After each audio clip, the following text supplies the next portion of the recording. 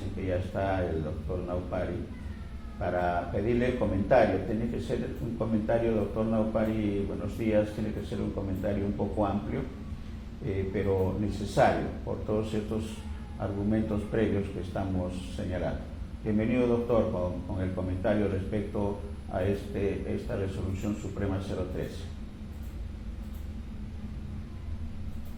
En esta oportunidad se me pide una opinión en torno a esta resolución suprema que ha suscrito el Poder Ejecutivo. Evidentemente tiene la suscripción de la presidenta Boluarte y del Ministerio de Defensa, que regula el uso de la fuerza, ¿no? Se establece reglas para el uso de la fuerza.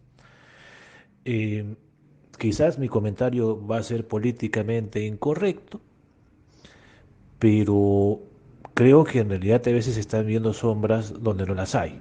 Y me explico. Lo ideal es que se reduzcan las esferas de discrecionalidad, porque la discrecionalidad genera arbitrariedad. Y la arbitrariedad es contraria al principio de legalidad, porque no hay predictibilidad, y al no haber predictibilidad es propenso a abusos. En el marco de protestas o actos de vandalismo, ¿no? Y, o protestas que se terminan, pues, digamos, yendo de las manos a los organizadores, sean estos espontáneos o planificados.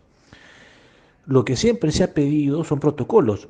Hace no mucho, justamente cuando ocurrió lo del señor Merino, una de las principales críticas era que se tenían protocolos o directivas de actuación, de regulación del uso de la fuerza en el marco de las protestas, o no se tenían, o estaban desactualizados, o eran incompatibles con el derecho internacional de derechos humanos, y también incluso incompatibles con el derecho interno, porque ya había un decreto legislativo, ¿no? Y decretos supremos que habían, digamos, redefinido, si se quiere, el marco normativo que regula la actuación de las fuerzas policiales y militares. Como consecuencia de ello, el ministro Eliche, si mal no recuerdo, actualiza esos protocolos. Protocolos que fueron aplicados supuestamente cuando ocurrió con el paro agrario, cuando ya era presidente el señor Sagasti. Y ha sido justamente en el marco de esos nuevos protocolos, precisamente se terminaron sancionando o se intentó sancionar a personal policial específico que ocasionó o habría ocasionado, para utilizar en condicional, la muerte de algunos de los manifestantes en aquella oportunidad.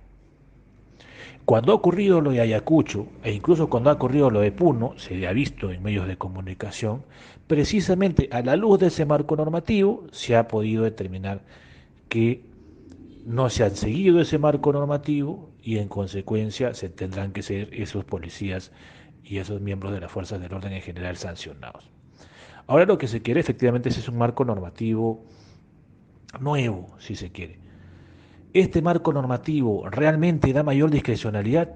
Tengo mis reparos, ¿no? Porque al final, a título personal creo que está, porque al final del día, primero, se remite a la Constitución y al derecho internacional de derechos humanos y a la jurisprudencia de los tribunales internacionales sobre derechos humanos, no solo del Tribunal Constitucional, y también refiere que el uso de la fuerza letal es residual, establece incluso que digamos es casi el último recurso porque establece que es el último paso luego de tres primeros.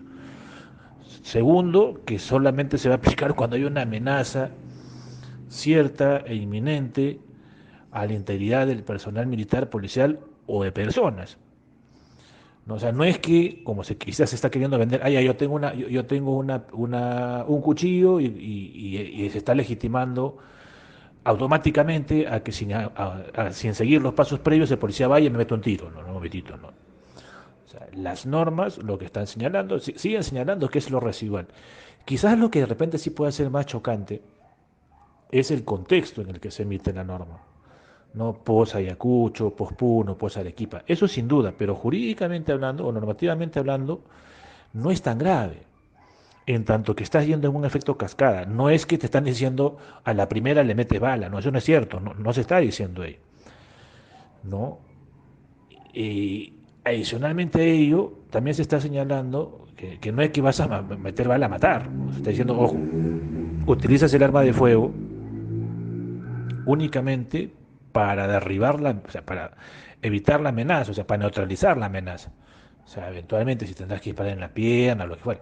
No es que vas a disparar en la cabeza. O sea, esta resolución suprema no está legitimando a matar a nadie. No está legitimando a pegarle un tiro en la cabeza a nadie. Lo que está diciendo es neutralizar. Ahora, ahí igual siempre va a haber una esfera de discrecionalidad, ¿no? Pero nadie en su sano juicio, menos aún alguien que tenga expertise, si se quiere, en este tipo de maniobras o operativos, va a creer que para neutralizar a alguien tienes que pegarle un tiro en la cabeza, ¿no? Eso es una locura, no, no puede interpretarse la norma en ese sentido. Y en ese orden de ideas, creo que lo que termina haciendo el decreto supremo es ordenar un poco más los protocolos de intervención, reafirmar la residualidad del uso del arma letal, establecer las cadenas de mando, o sea, quiénes son los responsables de cada uno de los operativos, incluso menciona un asesor jurídico, jefe de operaciones, un informe posterior a las intervenciones, ¿no? O sea, no es que haya Boluarte firma el decreto la resolución suprema y automáticamente ya se está haciendo directamente responsable por todo lo que ocurra de acá en adelante. No, no, no, no, momentito, ¿no? Precisamente, más bien lo que está queriendo hacer esa resolución suprema es que se individualicen a los responsables, que, ojo, incluso esta resolución suprema más bien está queriendo, entre comillas, eximir a los titulares de las carteras, ¿no? A ellos no le, prácticamente con esta resolución suprema va a ser un poco más complicado tratar de atribuirles siquiera responsabilidad política, porque con esta suprema prácticamente ellos se van a enterar después, ¿no? Igual, el tema es político, podrán promover interpelaciones, podrán promover censuras, pero si yo fuese ministro con esta resolución suprema, diría, mira un momentito, ¿no? La resolución suprema establece quiénes son los responsables y al ministro, y hasta el ministro no llega, ¿no? Ni siquiera llega a viceministros, ¿no? Para estos operativos. Entonces, es chocante, sí, es chocante, no se puede negar por el contexto, pero jurídicamente hablando, en realidad, no es que se esté normalizando lo que ya ocurre, porque no se puede normalizar la muerte, pero sí se normalizan protocolos que ya estaban de antes, que es que el uso de la fuerza letal siempre se va a poder usar. El tema ha sido que no ha habido un uso, sino un abuso de la utilización de las armas letales de manera desproporcionada. Es más, ¿no? Esta resolución suprema refiere que incluso si el uso del arma letal va a ser inútil para contener para contener esa, digamos, amenaza cierta inminente para la integridad de la persona, de las personas, o sobre todo de las fuerzas del orden, te dice que más bien ya no la uses.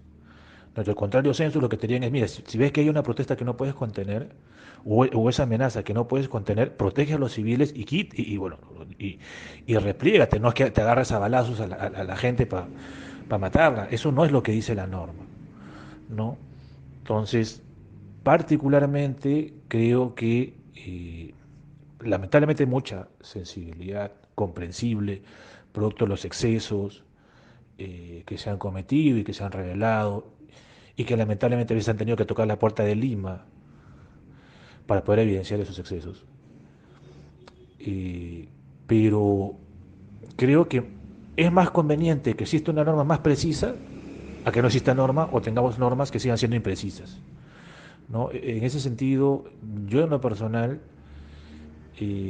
no creo que esta norma está queriendo dar un halo de impunidad, no es que esté dando una patente de corso, ¿no? Claro, porque para quien crea que la policía o las fuerzas del orden solamente pueden usar armas cuando la otra persona, o sea, solamente puede usar su pistola o arma letal cuando la otra persona lo tenga, en realidad no entiende lo que es el tema de proporcionalidad, ¿no? La proporcionalidad no es que es cuchillo con cuchillo, pistola con pistola, ¿no? O sea, la proporcionalidad no está en función al medio que utilizas para dañar al otro, sino en la idoneidad del medio que tú utilizas para evitar el daño. Y ahí no es tanto si usas o no usas el arma de fuego, sino dónde la usas. Y el dónde la usas y está el tema de dónde disparas, ¿no? Con qué distancia. Evidentemente no vas a poder disparar al bulto, ¿no? Entonces, está justamente seguir o ceñirse a la intervención secuencial que menciona la propia regla de uso de la fuerza que se han aprobado. Entonces, y lo que sí deja el sinsabor no es tanto ello, sino nuevamente el tema de que se termina individualizando responsabilidades más en los, digamos, a nivel bajo y a nivel medio, y casi casi se terminan curando en salud, precisamente la Presidencia de la República, precisamente el Ministerio de Interior y el Ministerio de Defensa, sus viceministros y sus directores nacionales, ¿no? Entonces, eso sí, porque digamos, ahí ya terminas jugando más en lo político, ¿no? Y no en una responsabilidad penal o en una responsabilidad administrativa, ¿no?